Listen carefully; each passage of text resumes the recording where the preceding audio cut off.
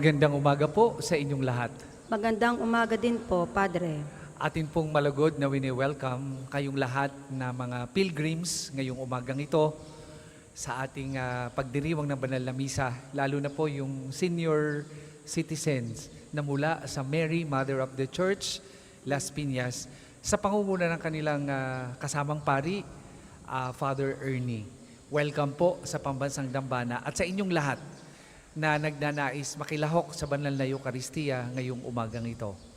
Atin pong ipagdadasal ang lahat ng mga may sakit at hihilingin sa pamamagitan ni Santo Padre Pio at ng mahal na ina na kayo ay pagalingin hindi lamang sa inyong sakit pangkatawan, lalo't higit yung sakit pangkaluluwa, pangpuso at pang-isip. Kasabay ng ating mga panalangin, atin rin po ipagdadasal yung lahat ng mga nagpamisa ngayong umagang ito, yung lahat ng sumusubaybay sa atin sa pamamagitan ng ating FB Live, lalo na po yung ating mga overseas Filipino workers na sumusubaybay sa ating mga pagdiriwang sa ating banal na misa. Simulan po natin ang pagdiriwang sa ngalan ng Ama at ng Anak at ng Espiritu Santo. Amen. Sumainyo ang Panginoon. At sumainyo rin. Mga kapatid, atin munang pagsisihan ang ating mga nagawang pagkukulang. Humingi tayo ng awa at patawad sa Diyos sa ating mga nagawang kasalanan. Sabay-sabay nating dasalin, inaamin ko Sa makapangyarihang Diyos at sa inyong mga kapatid, na lubha akong nagkasala sa isip, sa salita at sa gawa, at sa aking pagkukulang. Kaya isinasamo ko sa mahal na Birheng Maria, sa lahat ng mga anghel at mga banal, at sa inyong mga kapatid, na ako'y panalangin sa Panginoong ating Diyos. Kaawaan tayo ng makapangyarihang Diyos, patawarin tayo sa ating mga kasalanan, at patnubayan tayo sa buhay na walang hanggan. Amen.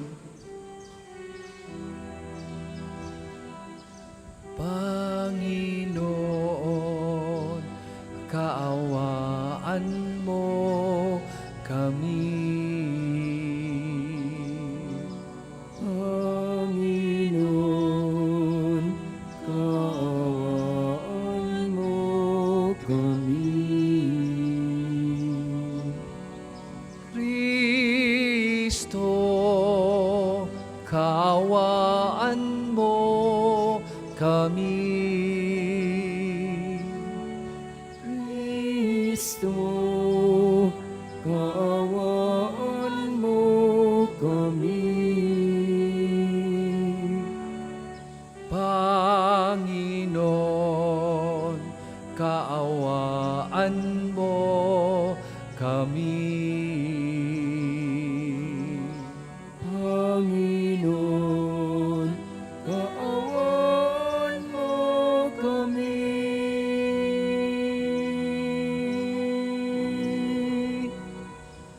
Manalangin tayo. Ama naming makapangyarihan, ang kalooban namin naway mapuspos ng ganap sa Espiritu mong dumadaloy sa aming lahat, upang bigyan niya kami ng layuning kalugod-lugod sa iyo, at ng kapasyahang sundin ang loob mo sa pamamagitan ni Jesucristo kasama ng Espiritu Santo, magpasawalang hanggan. Amen.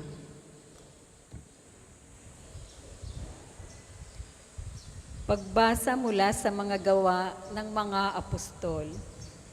Noong mga araw na iyon, ibig matiyak ng pinuno kung ano nga ang sakdal ng mga Hudiyo laban kay Pablo. Kaya't pinagpulong niya kinabukasan ang mga punong saserdote at ang buong Sanedrin. Saka kinalagan si Pablo, ipinanaog at inaharap sa kanila. Alam ni Pablo na dooy may mga Saduseyo at Pariseyo, kaya't sinabi niya ng malakas, "Mga kapatid, ako'y Pariseyo, anak ng mga Pariseyo.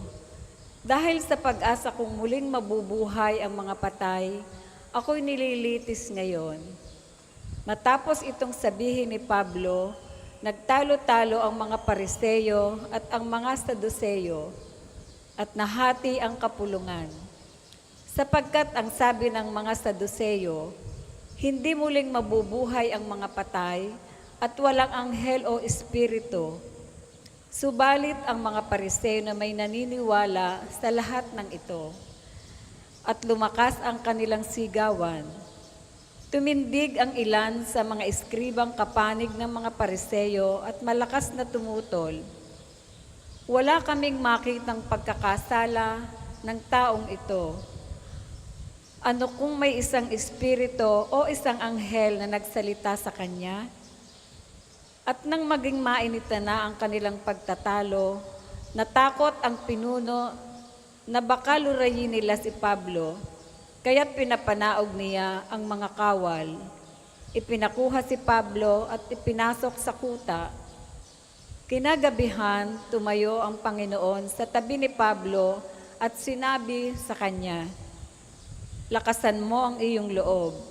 Nagpatotoo ka tungkol sa akin dito sa Jerusalem. Ganyan din ang gawin mo sa Roma." Ang salita ng Diyos. Salamat sa Diyos. Salmong tugunan, Diyos ko ang aking dalangi, ako'y iyong tangkilikin. Diyos ko, ang aking dalangi, ako'y iyong tangkilikin.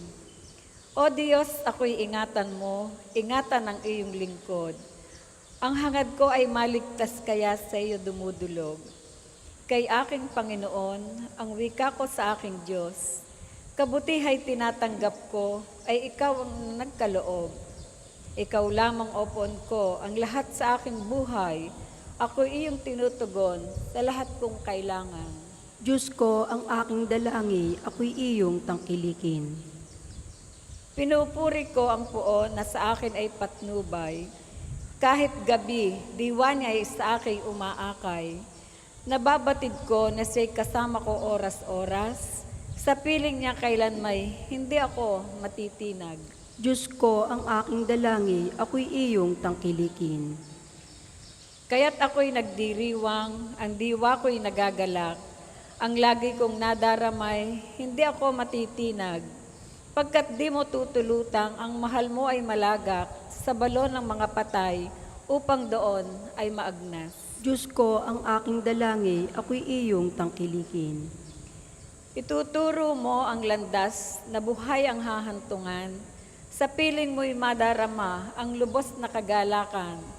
Ang tulong mo'y nagdudulot ng ligayang walang hanggan. Diyos ko ang aking dalangi, ako'y iyong tangkilikin. Ang lahat po ay magsitayo.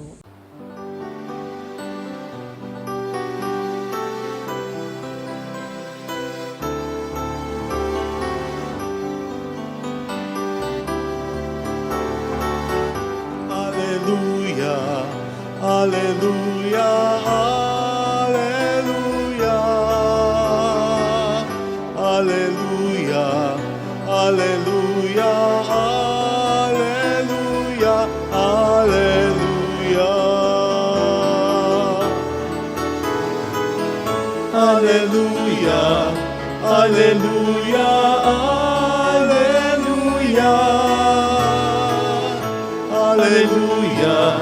alleluia, alleluia, alleluia.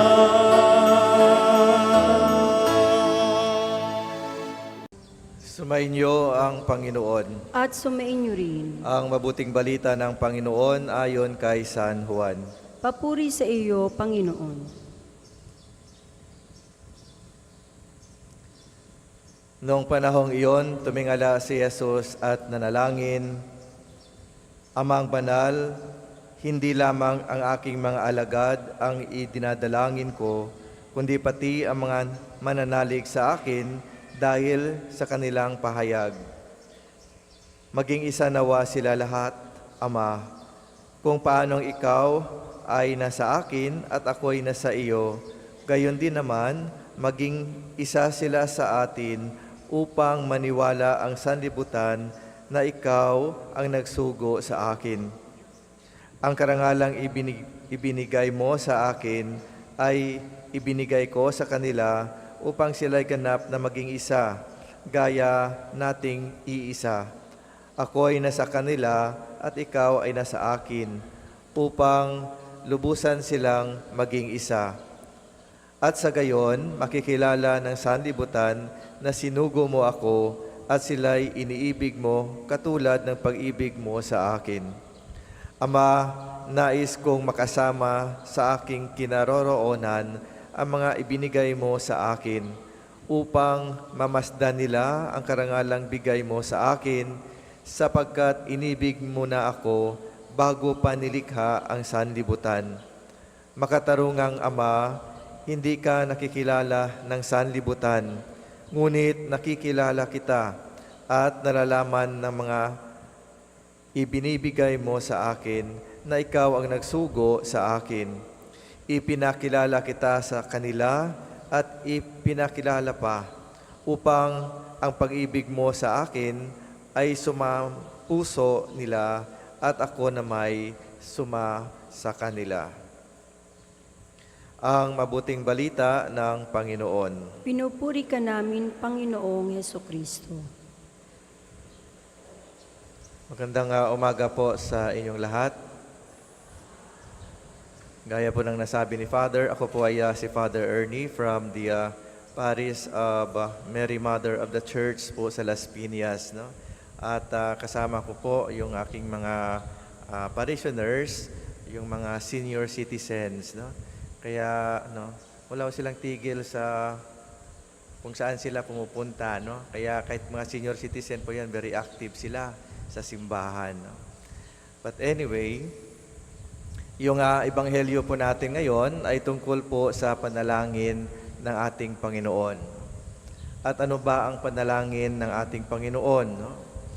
So narinig po ninyo sa ating ebanghelyo, pero bago po natin talakayin, maganda rin pong alamin po natin ano ba ang ating mga panalangin pagpunta dito. I'm sure lahat po kayo na nandito, for whatever reason, ay may dala-dala pong panalangin. At maganda pong ialay natin sa Panginoon sa misang ito ang ating mga panalangin. Ano mang klaseng kahilingan, ano mang klaseng panalangin meron po tayo sa ating puso. No? By the fact na nandito po tayo, ay meron pong dahilan. No? At ang dahilang iyan ay isama po natin sa ating panalangin sa Panginoon sa misang ito. Ngayon, ano po ba ang panalangin ng ating Panginoon? Well, sa Ebanghelyo, ang sabi niya ay na that they may be one, no? Na ang kanyang mga alagad at tayong lahat ay maging isa. That may be one, that all may be one, is a phrase na tumutukoy hindi lamang po sa mga Kristiyano Katoliko, kundi po sa lahat ng tao sa mundo. Kasama na po doon ang maaring hindi naniniwala sa ating Panginoon. Kasi ang Panginoon ay isang mabuting pastol, at ang isang mabuting pastol ay inaakay ang kanyang pastol. Lahat ng tao sa buong mundo ay siya po yung sheep ng ating Panginoon, regardless of our faith affiliation. You know, it is a great tragedy, for Christianity and the rest of the Christians na hindi pa naging totoo, kumbaga, ang panalangin ng ating Panginoong Hesus. Why? Kasi yung relasyon po natin bilang mga Kristiyano in different Christian churches and denominations is often characterized by hostility and even violence. No? Kaya yung sinasabi po natin na ecumenism and interreligious dialogue ay hindi pa umuusad ng maayos. No? Kaya the prayer of Jesus remains unanswered after more than 2,000 years. No? Siguro kayo po sa inyong sarili ay may mga panalangin po kayo for the longest time ay maaari pong hindi pa nagkaroon ng kasagutan. No? Huwag po tayong ma-disheartened. No? Kasi ang dasal nga ng Panginoon that all of us may be one ay hanggang ngayon hindi pa naging totoo. So kung ano man po yung dasal na meron kayo na hanggang ngayon na hindi pa nasagot, just continue to pray. But you know, God answers our prayers in 3 ways. No? Yes, no, and wait. Kapag sinagot po ng Panginoon ng no, wag po tayong magtampo. Kasi maaring yung dinadasal po natin in the final analysis, ay that is not the best for us. No? Or kung maaari ang sinasabi ng Panginoon ay wait, baka naman ay naghahanda ng Panginoon ng something better than what you are praying for. Or kapag sinagot naman ng Panginoon ng dasal mo ng yes, let us give thanks to the Lord. No? Kaya paminsan, kapag sinagot po yung dasal natin, di na tayo nagpapasalamat, di po ba? Nakakalimutan natin. But anyway, lahat po ng dasal natin ay sinasagot sa atin, ay sinasagot ng ating Panginoon. At maganda po, no? Isa-isip po natin ang dasal ng ating Panginoon that all of us may be one. Alam mo po, si Mahatma Gandhi, ay ang sabi po niya, I love Christ but I hate Christians. Bakit ganon? Maganda po ang mensahe, maganda pong pangaral ng ating Panginoon, and it is all about love and forgiveness. Kaya lang, napapansin po ni Mahatma Gandhi na hindi naman po sinasabuhay ng mga Kristiyano yung katuruan ng ating Panginoon. We fell short in being a good example. No? We fell short in living the teachings of Christ in our life. No? Kaya doon po siya nadidismaya. No? But anyhow, ano man po, let us all strive to make this prayer of Jesus realized in our own family. Simulan po natin sa ating pamilya that all our families may be one. Or sa ating community, or sa ating parokya, sa ating simbahan, that all of us may be one. Kung hindi pa tayo buo sa ating pamilya, hindi pa tayo nagkakaisa sa ating pamilya, how can we speak of being one, being united in a bigger family, in a bigger community? Alam po ninyo, in the book of Genesis, alam naman po natin yung kwento ni Cain at ni Abel. No? And one time, di ba, tinanong po ni Yahweh, si Cain, nasaan po ang iyong kapatid? Where is your brother Abel? No? And anong sagot ni Cain? Hindi ko alam. No? Am I my brother's keeper? Doon pa lang ay hindi na po naintindihan ni Cain kung anong ibig sabihin ng kapatid. Because to be a brother, na maging kapatid ka, is to look at the welfare of the other. No? To be a brother is to take good care of the other. Meron pong kwento ng dalawang magkapatid, naglalakad sila po sa isang kalye. At ito po ay nakita ng isang matanda at tinatanong po niya yung nakakatandang kapatid. Ang sabi po niya, why? Kasi buhat-buhat niya po sa balikat ang kapatid. No? At nung nakita ito, ay hirap na hirap yung kapatid na buhatin yung kanyang kapatid kasi lumpo. Ang sabi po sa kanya, nahihirapan ka ng magbuhat ng iyong kapatid. At kasi mabigat siya. No? At ang sabi po ng matandang kapatid, hindi po siya mabigat dahil po siya ay kapatid ko. You know, if we treat one another as brothers and sisters, then the other is not a burden.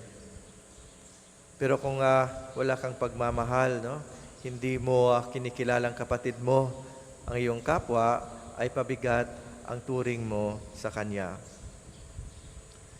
So, brothers and sisters, let us live our lives as we are brothers and sisters kasi yun po ang panalangin sa atin ng ating Panginoon. Hindi man tayo kagaya ni Cain na pinatay yung kanyang kapatid na si Abel, but when you treat the other as non-existent, when you treat the other with indifference, when you treat the other as if the other does not exist, then para din po tayong si Cain. It is an indirect way, no, of treating our brother. So let us be responsible, no, for one another, for we are brothers and sisters before the Lord our God. So let us help realize the prayer of Jesus for all of us, na tayong lahat ay magiging isa. Amen. Tumahimik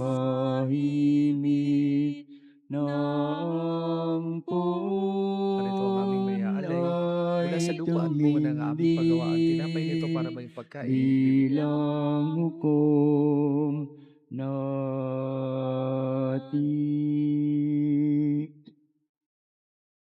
Alleluia.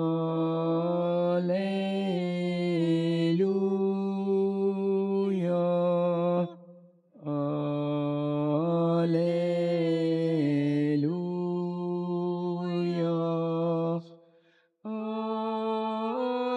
Kaputpuri ko Diyos sa manlumikha sa sanlibutan, sa iyong kagandahang loob narito ang aming maya alay. Mula sa katas at tuog ng upas at bunga ng aming pagawang alak nito para may inumin, nagbibigay ng iyong Espiritu.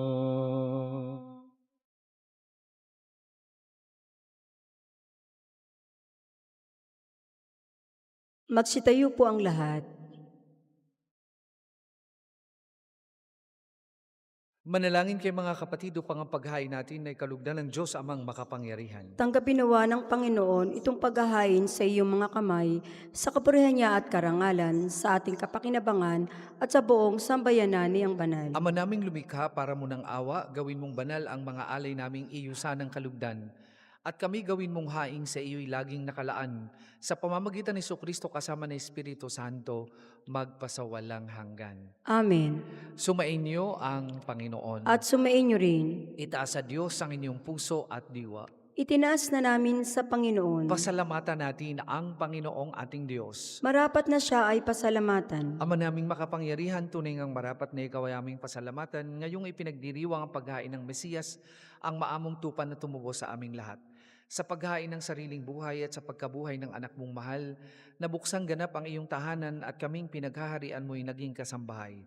Sa pagkamatay niya sa krus, nalupig ang kamatayan, sa kanyang pagkabuhay, naging buhay siya ng tanan. Kaya kaisa ng mga anghel na nagsisiawit ng papuri sa iyo, nang walang humpay sa kalangitan, kami nagbubunyi sa iyong kadakilaan.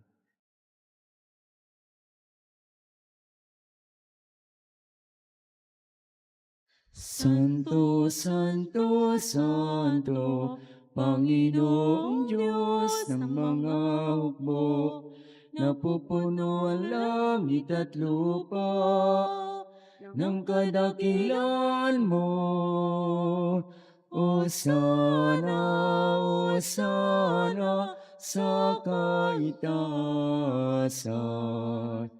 Pinagpalang na paririto sa ngalan ng Panginoon. O sana sa kaitaasan.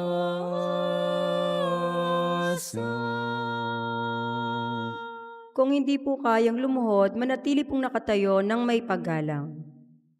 Ama naming banal, ikaw ang bukal ng tanang kabanalan, kaya't sa magitan na iyong Espiritu gawin mong banal ang mga kaloob na ito, upang para sa aming maging katawan at dugo ng aming Panginoong Hesukristo. Bago niya pinagtiis ang kusang loob na maging handog, hinawakan niyang tinapay, pinasalamatan kanya. Pinaghati-hati niya yon, iniabot sa kanyang mga alagad at sinabi, "Tanggapin ninyong lahat ito at kanin. Ito ang aking katawan na ihahandog para sa inyo."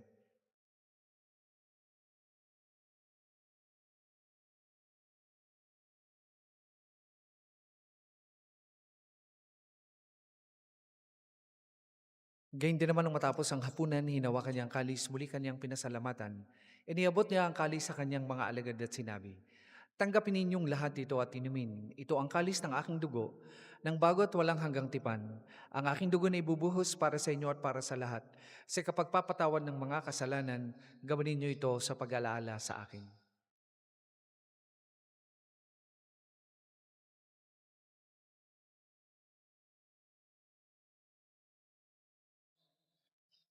Ipagbunyi natin ang misteryo ng pananampalataya. Si Kristo'y namatay, si Kristo'y nabuhay, si Kristo'y babalik sa wakas ng panahon.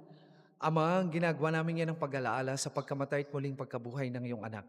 Kaya tiniaalay namin sa iyong tinapay na nagbibigay buhay at ang kalis na nagkakaloob ng kaligtasan. Kami nagpapasalamat dahil kami iyong minarapat na tumayo sa harap mo para maglingkod sa iyo. Sinasamo namin kami magsasalo-salo sa katawan at dugo ni Kristo ay mabuklod sa pagkakaisa sa pagitan ng Espiritu Santo.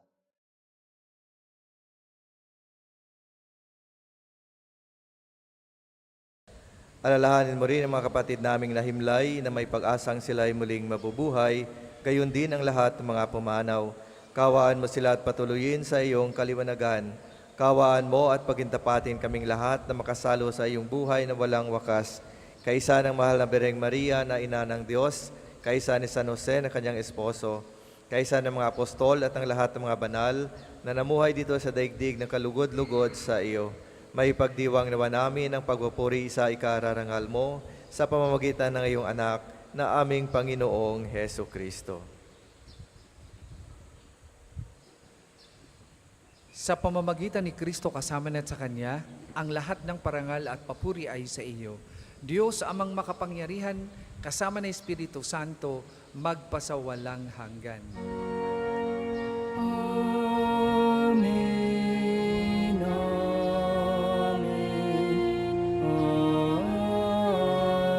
Amen. Sa tagubili naman nakagagaling na utos at turo ni Jesus na Panginoon natin at Diyos, ipahayag po natin ng lakas loob.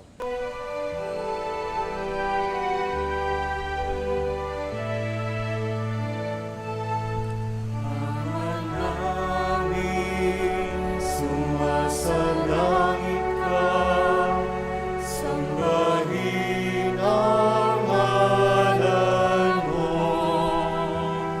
Mapasa amin ang kaharian mo, sundin ang loob mo. Dito sa lupa, parang sa langit, bigyan mo po kami ngayon ng aming kakanin sa araw-araw at paglawarin mo kami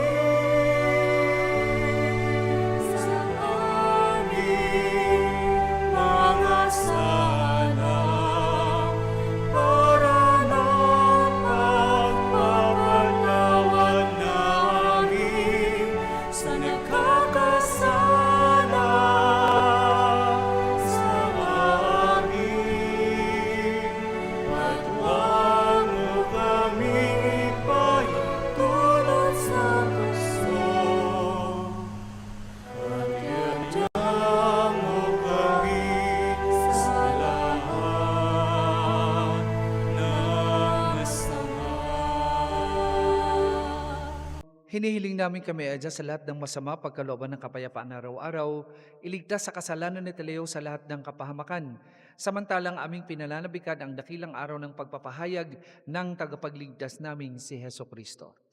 Sapagkat iyong kaharian at ang kapangyarihan at ang kapurihan magpakailanman. Amen. Panginoong Jesucristo, sinabi mo sa iyong mga apostol, kapayapaan ang iniiwan ko sa inyo, ang aking kapayapaan ang ibinibigay ko sa inyo. Tunghayan mo ang aming pananampalataya at huwag ang aming mga pagkakasala. Pagkalooban mo kami ng kapayapaan at pagkakaisa ayon sa iyong kalooban, kasama ng Espiritu Santo, magpasawalang hanggan. Amen. Ang kapayapaan ng Panginoon ay lagi pong sumainyong lahat. At sumainyo rin. Magbigayan po kayo at maghangad ng kapayapaan sa isa't isa.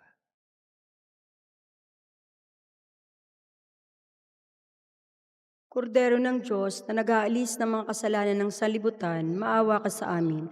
Kordero ng Diyos na nag-aalis ng mga kasalanan ng sanlibutan, maawa ka sa amin. Kordero ng Diyos na nag-aalis ng mga kasalanan ng sanlibutan, ipagkaloob mo sa amin ang kapayapaan. Kung hindi po kayang lumuhod, manatili pong nakatayo ng may paggalang.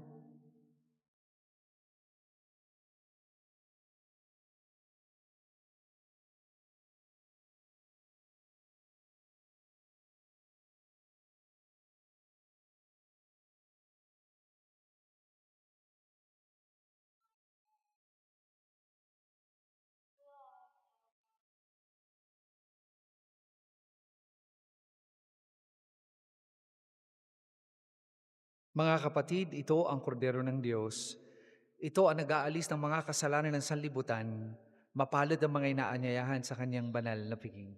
Panginoon, hindi ako karapat-dapat na magpatuloy sa iyo, ngunit sa isang salita mo lamang ay gagaling na ako.